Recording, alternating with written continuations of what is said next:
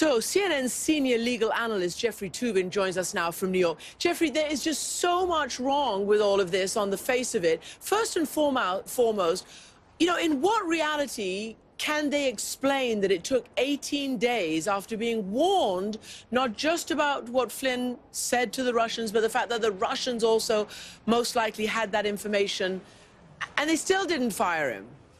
Well, the story, Christiane, is actually worse than what you're suggesting, because you are making it sound, after 18 days, the Trump administration made a considered judgment that it was time to fire Michael Flynn. That's not what happened.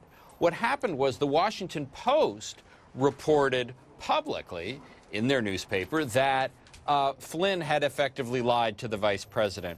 So it was the Washington Post that forced the Trump administration's hand. If the Washington Post had not run that story, I think it is entirely possible that Michael Flynn would be the national security advisor even today.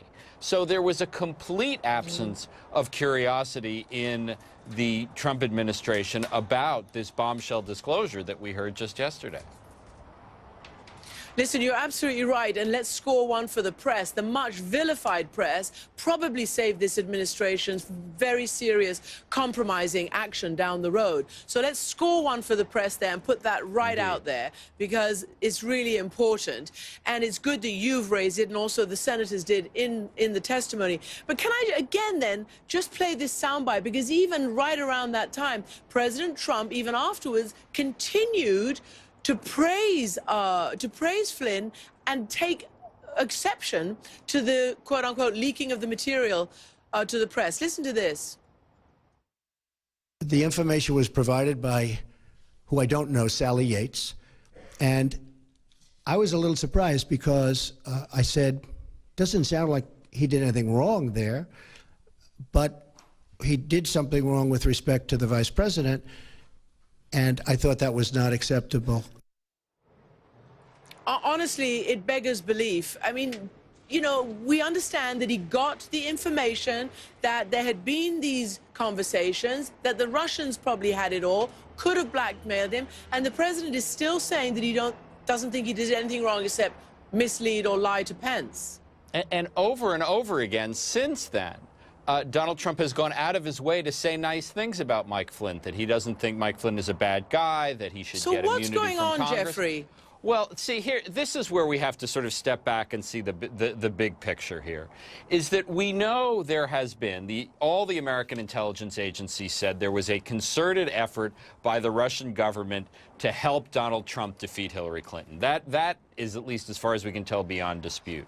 What is also clear is that there were a series of overtures from people affiliated with the Trump campaign towards the Russian government. His campaign chairman, Paul Manafort, his son-in-law, Jared Kushner, his future attorney general, Jeff Sessions, Carter Page, a foreign policy advisor, and Michael Flynn, of course, who went to Moscow and sat next to Vladimir Putin for $35,000 at a at a television celebration.